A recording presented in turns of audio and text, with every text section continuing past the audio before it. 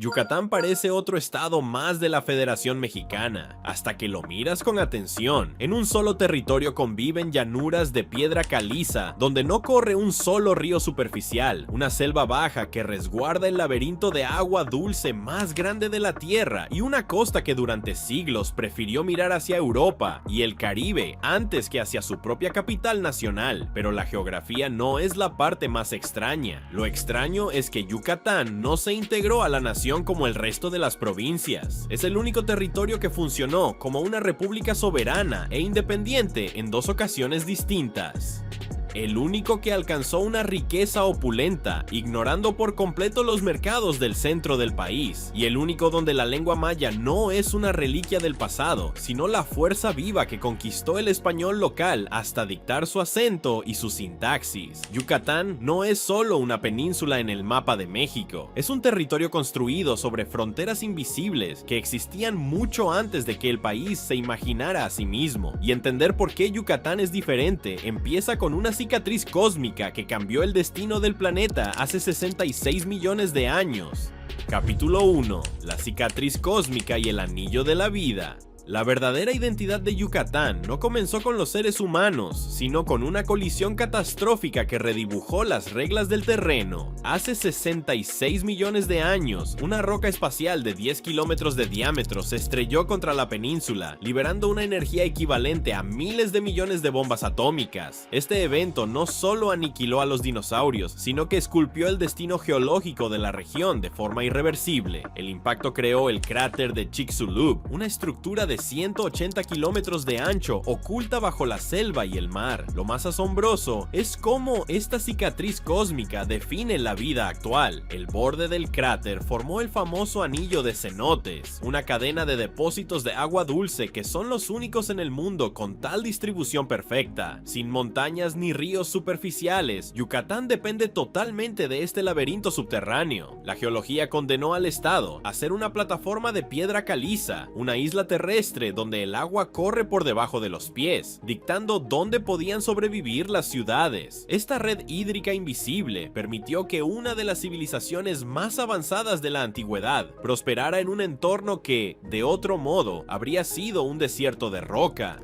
Cada ciudad maya, cada asentamiento colonial y cada hacienda moderna en el estado está ubicada en relación directa con estas fracturas circulares en la piedra, mientras que en el centro de México las poblaciones se agruparon en torno a lagos y volcanes. En Yucatán la arquitectura es una respuesta directa a una explosión ocurrida hace millones de años. La dependencia de este acuífero es absoluta, creando una vulnerabilidad y una fortaleza que no existen en ninguna otra parte de la federación. El anillo de cenotes es, en esencia, la columna vertebral de un país que se sostiene sobre el vacío.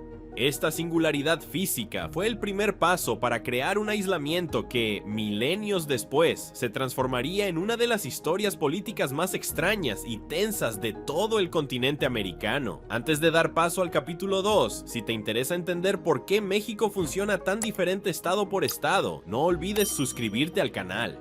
Capítulo 2. La República Olvidada de las 5 Estrellas. El aislamiento geográfico de Yucatán no tardó en convertirse en un sentimiento de autonomía política que desafió la unidad de la nación mexicana durante décadas. En 1841, Yucatán decidió que no pertenecía al proyecto centralista de México y declaró su propia independencia, izando una bandera de 5 estrellas que representaban sus departamentos. Durante 7 años, la República de Yucatán funcionó como un país soberano, con su propia constitución, diplomacia y leyes comerciales, mirando más hacia Nueva Orleans y La Habana que hacia la Ciudad de México. Esta no fue una rabieta política pasajera, sino el resultado de siglos de aislamiento físico por la impenetrable selva de Tabasco. Los yucatecos se sentían más vinculados al Caribe que a las áridas tierras del centro. Sin embargo, la utopía independentista se vio truncada por la desesperación. Una guerra interna masiva obligó al gobierno peninsular a pedir la reincorporación a México a cambio de ayuda militar. estándar. Yucatán regresó a la federación por necesidad, no por voluntad, manteniendo siempre un espíritu de nación separada que persiste en su identidad moderna hasta hoy. Ese periodo de independencia dejó una huella indeleble en la psique colectiva. Incluso hoy, la bandera de las 5 estrellas aparece con más frecuencia en las calles de Mérida que en cualquier otro estado rebelde de México. No es un símbolo de guerra, sino un recordatorio de que Yucatán tiene un plan de respaldo, una memoria histórica de cuando se gobernó a sí mismo, las relaciones comerciales que la República Independiente forjó con los Estados Unidos y Europa, sentaron las bases para una economía que durante un siglo ignoró por completo los mercados del resto del país. El puerto de Progreso se convirtió en la puerta de salida para un mundo que no necesitaba permiso de la capital mexicana para prosperar. Esta distancia emocional y física permitió que la península desarrollara sus propios modismos, sus propias leyes informales y un sentido de pertenencia que coloca al Estado por encima de la patria. Yucatán no se unió a México, se anexó bajo sus propias condiciones, y esa sutil diferencia es lo que uno respira al caminar por sus plazas. Capítulo 3. La lengua que se niega a morir en el acento. La separación entre Yucatán y el resto del país no se detiene en la política o la geología. Se manifiesta en el aire mismo a través del sonido de su gente. El español que se habla en Yucatán no es simplemente un acento regional, es una frontera lingüística que separa a la península del resto del mundo hispanohablante. Debido a su aislamiento histórico, el idioma se fusionó íntimamente con la lengua maya, adoptando una sintaxis y una fonética que resultan casi extrañas para un habitante de la capital mexicana. No se trata solo de palabras aisladas, sino de una forma de estructurar el pensamiento. El uso de la glotalización y el ritmo saltarín son herencias directas de una civilización que nunca fue totalmente asimilada. Mientras el resto del país buscaba una identidad mestiza uniforme, Yucatán preservó el maya como lengua viva, hablada por cientos de miles de personas. Esta resistencia cultural creó un muro invisible pero potente. Para un visitante, escuchar una conversación en una plaza de Mérida es como entrar en una burbuja temporal, donde la conquista española fue solo un barniz superficial sobre una identidad mucho más antigua y robusta. Esta distinción lingüística es tan profunda que existen diccionarios dedicados exclusivamente a traducir los modismos yucatecos al español estándar. La persistencia del maya no es una curiosidad académica, sino un estilo de vida que permea todas las clases sociales.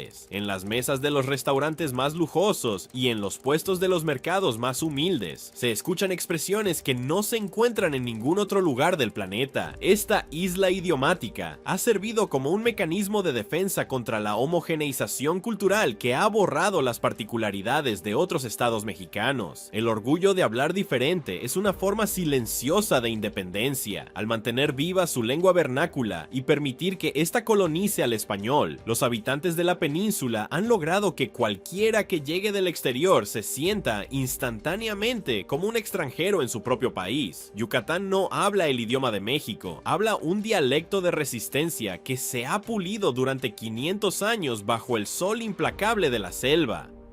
Capítulo 4. El oro verde y la era de la opulencia absoluta. Durante las últimas décadas del siglo XIX, la península de Yucatán dejó de ser un rincón olvidado para convertirse en el epicentro de una industria global que movía los engranajes de la economía mundial. El enequén, una planta nativa de hojas rígidas y espinosas, se transformó en la materia prima esencial para fabricar las cuerdas y sacos que la revolución industrial exigía a gritos. La demanda fue tan explosiva que las ganancias generadas superaron cualquier expectativa imaginable, situando a Mérida como una de las ciudades más ricas del hemisferio occidental. Esta bonanza económica no fue distribuida, sino que se concentró en las manos de unas pocas familias que formaron la llamada casta divina, un grupo de terratenientes que gobernaba el estado con una autonomía casi monárquica. Los beneficios de este comercio no se reinvirtieron en la integración con el resto de México, sino en la creación de una infraestructura de lujo estilo que buscaba emular la elegancia de las grandes capitales europeas, reforzando la idea de que Yucatán era un mundo aparte, autosuficiente y cosmopolita. La riqueza del Enequén fue tan masiva que el puerto de Sisal dio nombre a la fibra en todo el planeta, convirtiéndola en un estándar industrial indispensable para la navegación y la agricultura mundial. Durante 1880 y 1910, las familias terratenientes yucatecas construyeron el Paseo de Montejo, una avenida inspirada en los Campos Elíseos de París, con palacios que importaron mármoles de Italia y cristalería de Francia. Sin embargo, esta opulencia ocultaba una contradicción brutal: el sistema de peonaje que mantenía a la población maya en una situación de servidumbre extrema, encadenada a las haciendas mediante deudas hereditarias. Mientras Mérida disfrutaba de servicios públicos que incluso la Ciudad de México envidiaba, como el primer alumbrado eléctrico público del país, la selva profunda albergaba un resentimiento que estaba a punto de estallar.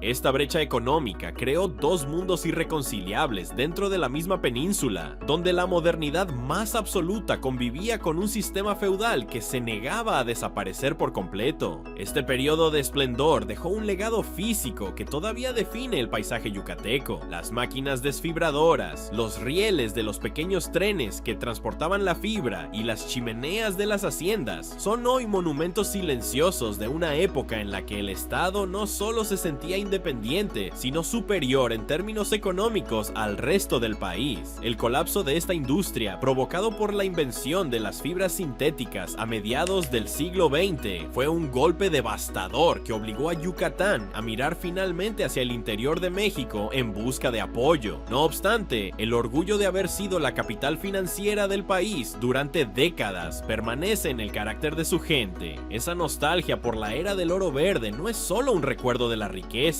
sino una reafirmación de que esta tierra posee la capacidad intrínseca de generar su propia prosperidad sin depender de los dictados del centro. La autonomía yucateca no es una teoría política, es una memoria viva escrita en el mármol de sus mansiones y en la resistencia de sus plantas de henequén que todavía brotan entre las piedras calizas.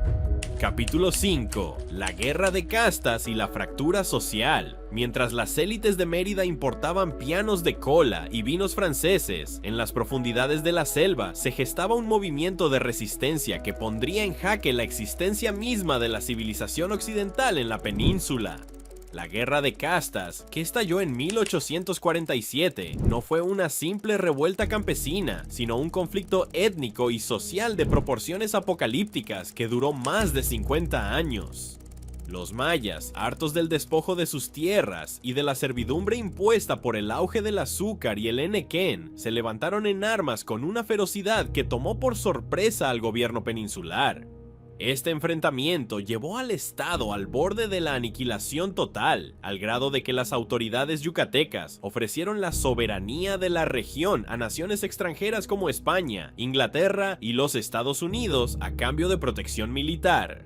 La guerra transformó el territorio en una zona de combate permanente, donde la línea divisoria entre el mundo hispano y el mundo indígena se convirtió en una zanja llena de pólvora y odio acumulado por siglos. El conflicto alcanzó su punto más crítico cuando las tropas mayas rodearon Mérida y estuvieron a solo unos días de capturar la capital y expulsar definitivamente a la población blanca de la península. Sin embargo, un evento fortuito cambió el rumbo de la historia. La llegada de las primeras lluvias y la aparición de las hormigas aladas señalaron el tiempo de la siembra del maíz, obligando a los soldados mayas a abandonar el asedio para cumplir con su deber sagrado con la tierra. Este respiro permitió que el gobierno se reorganizara y comenzara una contraofensiva brutal que empujó a los rebeldes hacia el oriente, donde fundaron su propio estado independiente en torno a la cruz parlante, un culto místico que guió su resistencia por décadas. La guerra de castas terminó oficialmente en 1901, pero sus ecos de división y autonomía indígena siguen resonando en la estructura social de Yucatán, recordándonos que la paz es solo una tregua en una tierra de profundas fracturas históricas. La consecuencia más duradera de esta guerra fue la creación de un territorio de frontera que durante mucho tiempo fue inaccesible para el control gubernamental. La zona central y oriental de la península se convirtió en un refugio de la identidad maya más pura, lejos de la influencia de la modernidad meridana. Este conflicto también obligó a Yucatán a reintegrarse a México de manera definitiva, ya que el estado no tenía los recursos para mantener la guerra por sí solo. Es una paradoja trágica. El momento en que Yucatán fue más independiente en sus deseos, fue también el momento en que se vio obligado a renunciar a su soberanía para no desaparecer.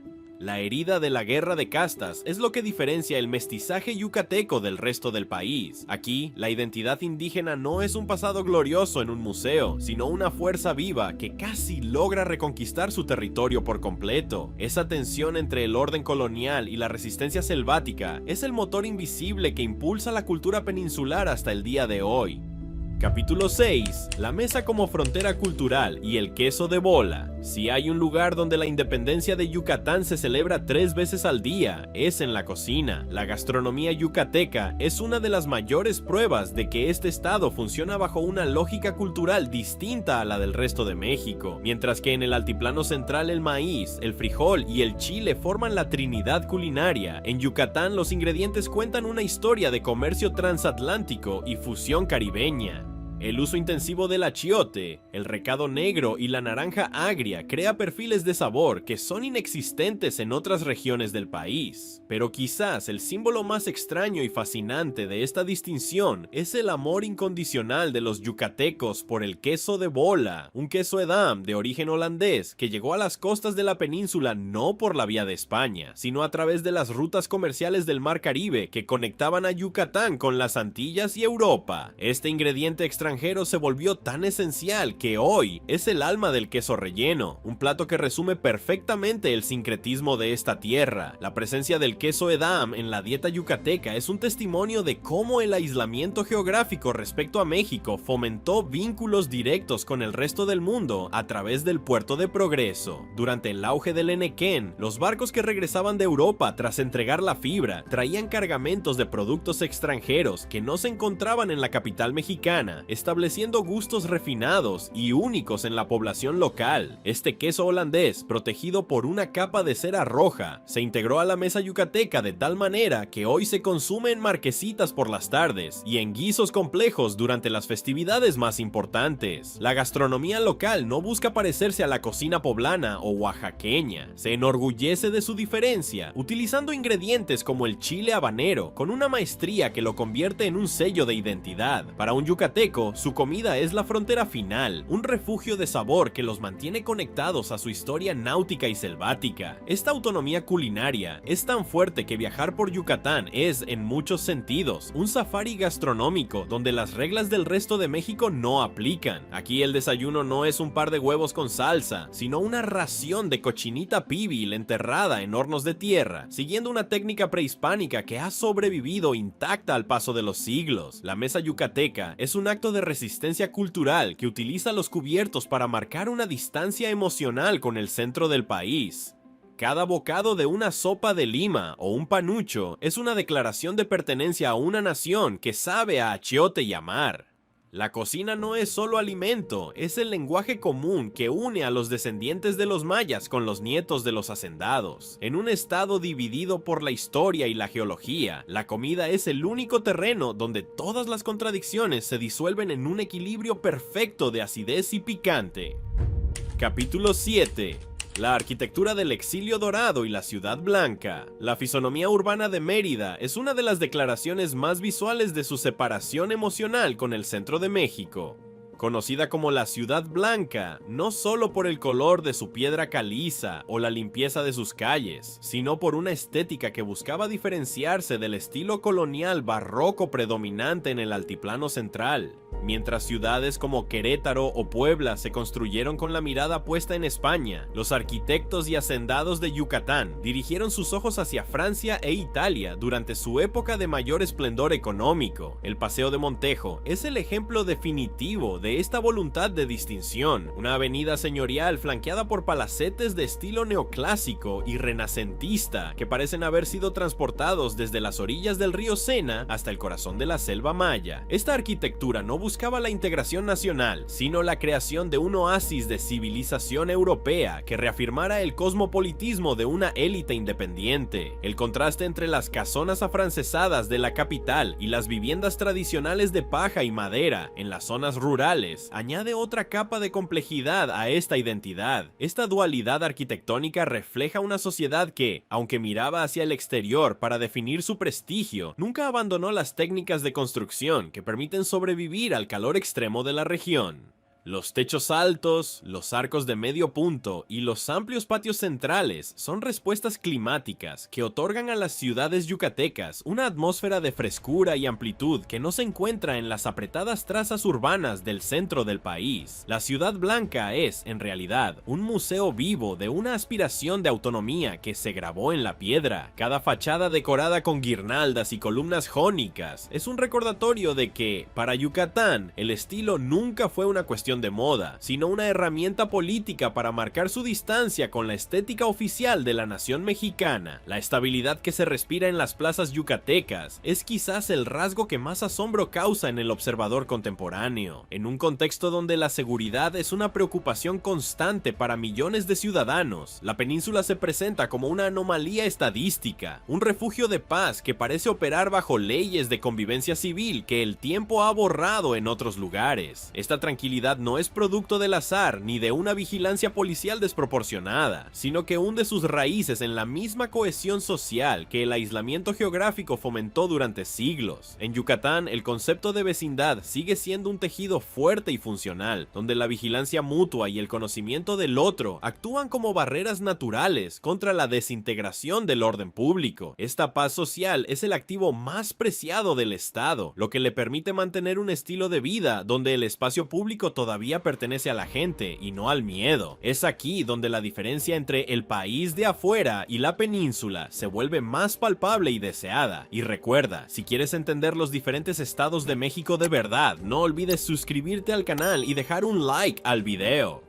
Capítulo 8. El milagro de la paz y la cohesión comunitaria. Uno de los fenómenos más desconcertantes para los analistas sociales es la extraordinaria seguridad que impera en Yucatán, convirtiéndolo en un oasis de tranquilidad que contrasta drásticamente con los índices de criminalidad de otras regiones del país. Esta condición de isla de paz no es el resultado exclusivo de una vigilancia policial eficiente, sino de una estructura social profundamente cohesionada y un sentido de comunidad que se ha preservado gracias al aislamiento histórico. En la península, el tejido social funciona como un mecanismo de autorregulación, donde el anonimato es casi inexistente y el respeto por el orden público es un pilar de la identidad ciudadana cotidiana. Mientras otras entidades mexicanas sufren las consecuencias de la fragmentación social, Yucatán mantiene una estabilidad que atrae a miles de personas que buscan refugio de la violencia. Esta seguridad es el activo más valioso del Estado, una ventaja competitiva que refuerza la percepción de que cruzar la frontera yucateca es entrar en un país distinto. Esta atmósfera de calma se traduce en tradiciones que en otros lugares parecen extintas, como la costumbre de sentarse en las puertas de las casas al atardecer para conversar con los transeúntes, los famosos sillones confidentes de las plazas, diseñados para que dos personas se miren de frente mientras hablan, son símbolos de una cultura que privilegia la palabra y el encuentro sobre el conflicto. El estado de Yucatán registra consistentemente las tasas más bajas de delitos de alto impacto en toda la república, una estadística que los habitantes defienden con orgullo casi patriótico. Esta paz no solo atrae turismo e inversión, sino que moldea el carácter de una población que se siente protegida por su propio entorno. La seguridad yucateca es, en última instancia, el triunfo de un modelo social que prioriza la estabilidad interna y la identidad compartida sobre las influencias externas que que a menudo perturban la armonía en el resto del territorio nacional. La relación de los yucatecos con su pasado prehispánico es fundamentalmente distinta a la que se observa en otras partes de la Federación, mientras que en el centro de México, las ruinas de las civilizaciones anteriores se ven a menudo como monumentos de un mundo que terminó con la conquista. En la península, las estructuras de piedra son consideradas testigos vivos de una sabiduría que todavía dicta las reglas de la vida. Los astros, las estaciones y la geometría de los edificios antiguos no son solo objetos de estudio arqueológico, sino guías espirituales y prácticas que influyen en la agricultura, en las creencias populares y en la forma de entender el destino. El maya contemporáneo no se siente descendiente de un imperio caído, sino parte de una civilización continua que simplemente ha cambiado sus herramientas de expresión. Esta conciencia de la eternidad y de la conexión con el cosmos otorga a Yucatán una profundidad metafísica que impregna desde las conversaciones más simples hasta las celebraciones religiosas más complejas de sus pueblos. Capítulo 9. El calendario cósmico y la geometría de los dioses. La relación de Yucatán con el tiempo no se mide únicamente en minutos, sino en ciclos astronómicos que los antiguos mayas descifraron con una precisión que todavía asombra a la ciencia moderna internacional. En sitios como Chichén Itzá o Uxmal, la arquitectura no es solo refugio, sino un instrumento de observación estelar que conecta la Tierra con el cosmos de forma permanente. El fenómeno del descenso de la serpiente emplumada durante los equinoccios es la prueba física de una sabiduría que integra la geografía con el movimiento de los astros, una herencia que define el orgullo de pertenencia. Esta cosmovisión no es una reliquia, sino una presencia constante que influye en la percepción del destino en la península. Mientras el resto del mundo vive bajo la tiranía del reloj lineal, en Yucatán existe una conciencia latente de la circularidad del tiempo, donde el pasado no es algo que terminó, sino algo que está sucediendo y otorga una identidad única. Esta herencia astronómica se manifiesta también en la vida cotidiana de las comunidades, donde el conocimiento de las cabañuelas o el ciclo lunar sigue dictando los momentos para la siembra y la cosecha. Los habitantes de Yucatán caminan sobre una tierra donde cada piedra tiene un propósito alineado con las estrellas, lo que genera un sentido de orden y trascendencia que es difícil de encontrar en sociedades más secularizadas. La preservación de este conocimiento milenario actúa como un ancla cultural que evita que el Estado se pierda en la homogeneidad de la globalización moderna. Para un yucateco, su tierra no es solo un espacio geográfico, sino un mapa sagrado trazado por sus antepasados para asegurar la supervivencia de su estirpe. Esta conexión con lo divino y lo ancestral es lo que verdaderamente separa a Yucatán del ruido del mundo exterior, ofreciendo una perspectiva de vida basada en la observación paciente y el respeto profundo por las leyes del universo. A medida que el nuevo siglo avanza, la península se enfrenta a su prueba de fuego más determinante, el fin de su aislamiento físico y la integración total con el engranaje nacional. La construcción de infraestructuras masivas y la apertura hacia un turismo de escala global amenazan con diluir las fronteras invisibles que han protegido la singularidad de este estado por 500 años. Sin embargo, la historia de Yucatán es una historia de resistencia y adaptación inteligente. Así como el Enequén trajo riqueza y esclavitud, y la independencia trajo guerras y reconciliaciones, el futuro presenta una nueva paradoja entre el desarrollo y la conservación. La pregunta que queda en el aire entre el calor de la tarde y el canto de las chachalacas en la selva es si el país yucateco podrá sobrevivir al abrazo definitivo de la nación que una vez decidió abandonar. La respuesta, como siempre en esta tierra, parece estar escrita en la resistencia de su gente y en la profundidad de sus cenotes, donde el agua nunca deja de fluir, aunque nadie la vea desde la superficie.